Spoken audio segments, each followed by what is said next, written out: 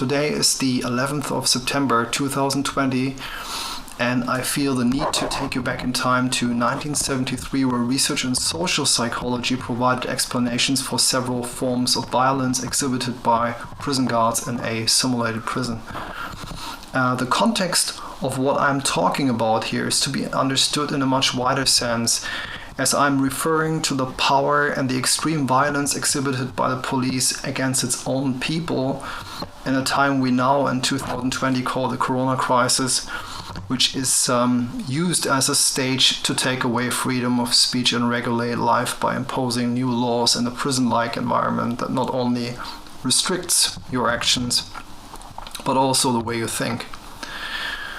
We see this oppression not only in the actions of the police, but also in terms of the decisions in politics, which are inhumane and irresponsible. This is at least my personal opinion, which I can express in this context, or which I want to express in this context. Zimbardo and his colleagues in 1973 already showed successfully that people in positions of power take on a specific role and may engage in behavior that dehumanizes those who are seemingly powerless.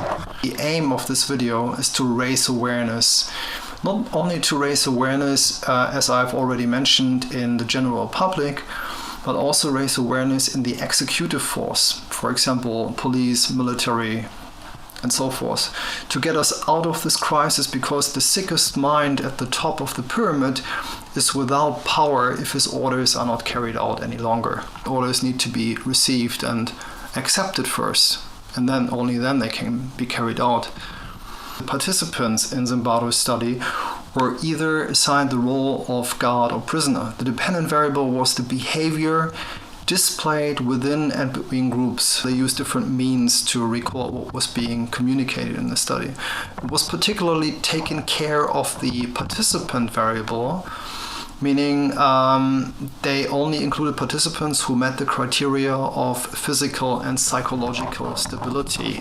This was really important because otherwise they could have said that the guards, for example, in the study reacted in a certain way because they were psychologically unstable or something like that. 24 male subjects participated in the study, and these were also controlled for socioeconomic status.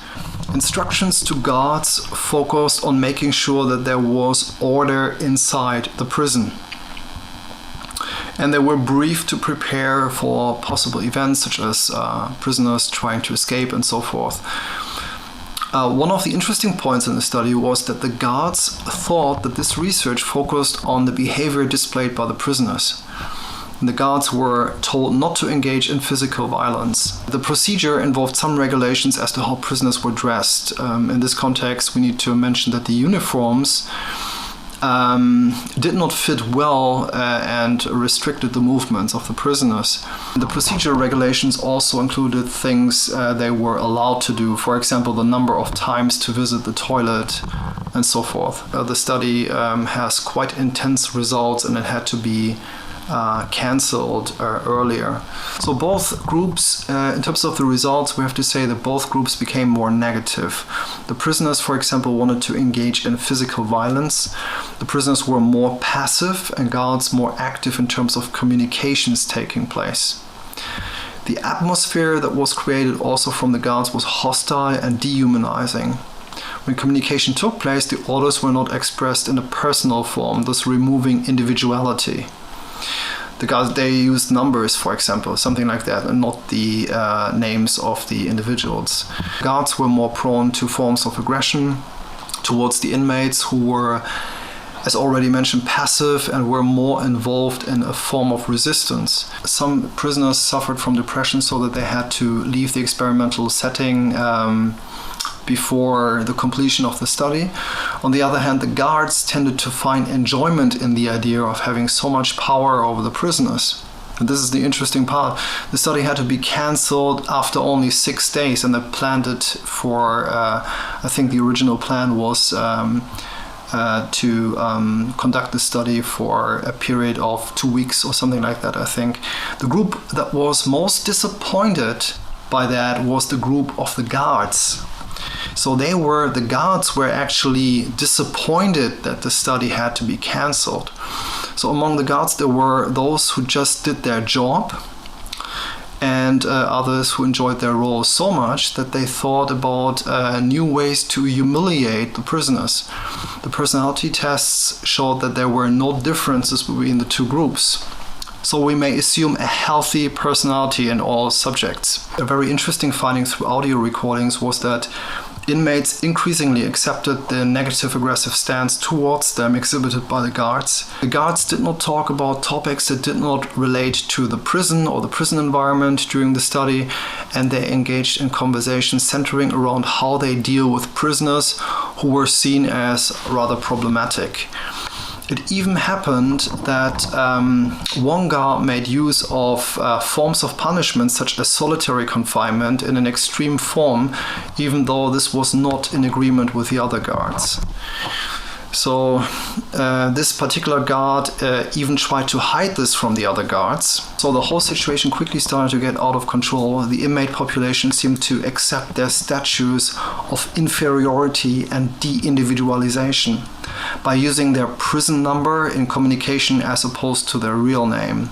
The experimenters explained this through the power displayed by the guards that had a strong influence on the psychological outlook of the inmates.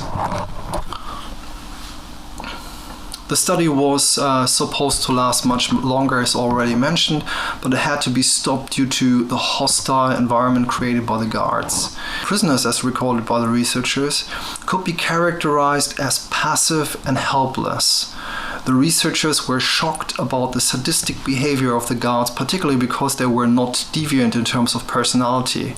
Also, they noted that the power exhibited by the guards was even fortified or supported in situations when there was a potential of resistance, threat from the group of the inmates. So the next point addresses leadership, the leadership of the guards.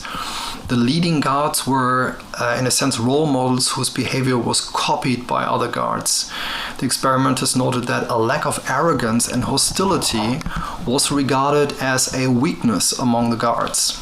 Most striking is the researchers' assessment of the cause that led to the termination of the study.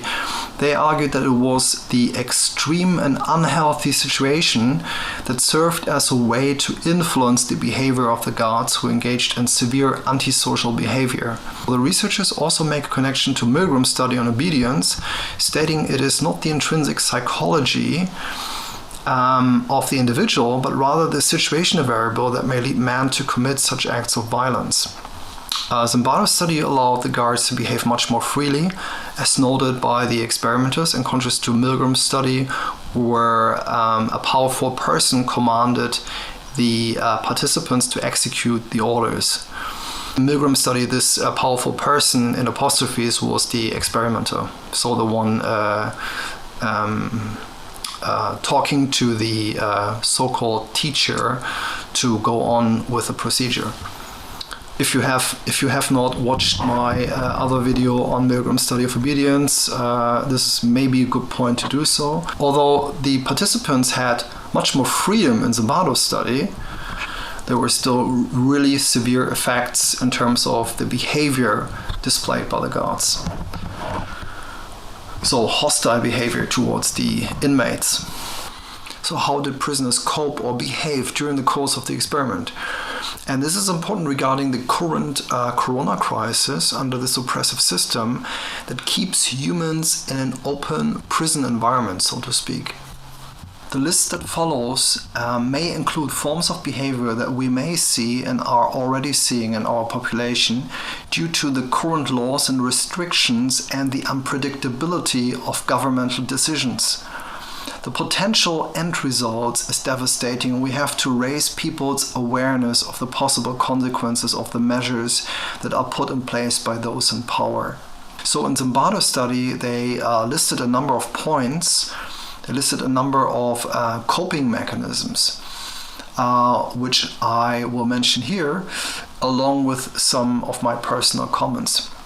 So the first point in the process of coping with the situation or trying to understand the situation was a general sense of disbelief, followed by forms of resistance, rebellion, for let's say forms of protests. We have seen here in Germany, for example, in Berlin a couple of weeks ago. But these forms of protests are happening all across Europe and all across the globe, I would say. We are already seeing the next point as well, which is a collaborative attempt to introduce a panel to change the situation. So this is basically communication and collaborative work we see among, for example, lawyers, medical doctors, who publish their ideas on a variety of different platforms, and YouTube is just one of these platforms. Another, I think, is called Telegram or something like that. I have to check that out. Since Google is restricting a lot of this information, or a great part of this information.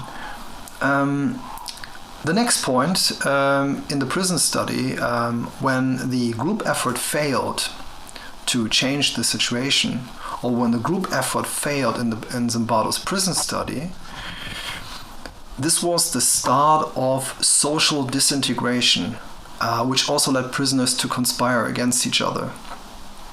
My own comment in this context is this is a possible scenario that may be happening gradually once joint efforts seem to be unsuccessful. And it's very likely to happen as the government and the media consistently ignore the messages that are put out by people who have analyzed official corona numbers and statistics. So they seem to be willing to continue with the measures until their end goal is reached. And this may provoke a sense of failure among the protesters. The next point is in the study, there was an emerging passivity and acceptance among the inmates or the prisoners, the prison population, apostrophes. So they followed order. They had a greater tendency to accept what they were being told. They followed orders. They were more obedient. And they tried to match the requirements, i.e. what was required from them, as they wanted to be at least good prisoners. And we see this in our crisis in a very, very similar way.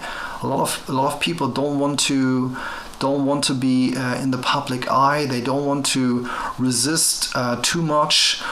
Or be a problem to the system, so they want to be good citizens. But looking back at German history, this is what happened during the Hitler-Nazi regime. This is exactly what happened. People didn't want to speak up. They didn't want to say anything. This is the problem, basically. Shutting your mouth is a big problem. Or being silent is a big problem.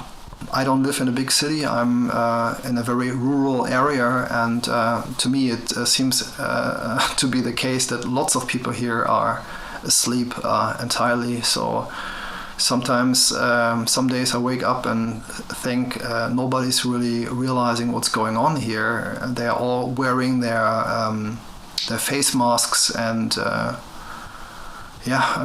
basically nothing is happening here in terms of resistance or protests. So in order to see that, you have to go to the bigger cities. And as I've just mentioned, there are older souls here among us who see things just as I do, and they see through these people just as I do, and they have a really, really good sense. And some of these people even have a much better knowledge of history and of politics than I have. I just have a good understanding of human psychology, I would say. And of course, my work in the occult also enables me to see things quickly, or more quickly than others. So many people don't want to be regarded as protesters in this crisis, as I've just said. So they accept orders because they want to be seen as a good citizen who always cooperates with the authorities. The citizens seem to reach a psychological state also described by Zimbardo as a state of helplessness that I think may well make them block out their own judgment regarding the oppressive system and the consequences. We may also refer to this state now as a form of chosen blindness. The next point is collaboration with the guards against their own fellow prisoners who did not obey the orders. We see this here also. If you go to a supermarket, for example, not wearing a mask, people will just look at you in a very strange way, or they will accuse you of not following the orders, or they accuse you of making things worse, or something like that, promoting the spread of the illness, which is an absolute joke in my opinion. So we saw this, as just mentioned, in Nazi Germany and also in East Germany, where people conspired against fellow citizens so that they could be detained by the system. The next point mentioned in the study is the increasing thought of deserving hostility. So at a certain point, people believe that the measures taken by the guards are correct. So if you break someone's will, there's a point of acceptance in the victim. So this is my own comment. If you break someone's will, there's a point of acceptance in the victim, which goes even so far that the person believes to be incarcerated for the right reasons without questioning authority anymore. This is the beginning, what we may call the slave mind. This is where they want us to be, basically. Next point that was listed in the study is increased passivity. I've already mentioned that to a certain extent. Increased passivity and lacking of emotional response or emotional involvement. This was coupled with a general sense of a lack of identity, as they lost touch with themselves. So I personally would say that if you deprive people of their freedom, they will get to a point where they don't know who they are and what they stand for. In Zimbardo's study, they mentioned another very important point, that the prison population was controlled through an environment that was so unpredictable that they were scared to do anything at all. The experimenters describe this as a zombie-like reaction. If you have the original article, it's on page 95. The experimenters describe the psychological state of the prisoners as a zombie-like reaction in response to the unpredictability of the situation. Unpredictable because the guards had so much freedom what they could do with the prisoners. As I've mentioned, they invented new ways of humiliating the prisoners, or there were some very sadistic guards and so forth. A point that is very important to mention is that the guards that took part in the study were not abnormal in terms of their psychology, in terms of their reason capabilities. So they were normal, in apostrophes, participants without any psychological problems. But still they reacted in these ways, so it tells us something about human nature. And it underlines as well that we're just beasts. So my own comment, this zombie-like reaction in the population, this is what they are also going for. And this is being implemented right now. This is my own comment regarding the point that was mentioned in Zimbardo's study. So they are implementing that zombie state right now. Or they want to move towards this zombie-like reaction in the population. There are new political measures every single day. People look up to politicians regarding the new measures that will be put in place. they just react, and as a way of coping with the situation as described above, they lose touch with themselves, which is an enforced process, something like a violation of human rights and freedom, to such an extent that this unconscious reaction is triggered. We see similar forms of behavior when people are kidnapped, for example, and create their own little world that helps them to endure the hostility with almost no outlook for change or escape. One of the concluding remarks of Zimbardo in the study was that since prisoners and guards are locked into a dynamic symbiotic relationship which is destructive to their human nature, guards are also society's prisoners. This is on page 97 in the study, and I will leave you with that information. Think about it. Think about my own personal remarks. Read the study again. This is also a good idea. Read the original paper. I will link the original source, the reference for the original source, in the description, and have a look. And then, post your own comments, post your own feedback in the comment section, and give me your personal feedback. I'm always interested to know. If you post your feedback in the comment section, it also increases the chance that this video is seen by more people. And since this is a very new channel, I'm trying to push these messages forward. I hope a lot of people are exposed to this information, because I think it needs to be put out again in a repolished form. And it's such an important, there are a couple of so important studies that were conducted in the past, as I said, between over 40 years ago. I mean, such important papers, and they are still relevant. They're still very, very relevant. Such as, another, it's not a scientific paper, but a book that was written by George Orwell in 1984, which is also very relevant in this context.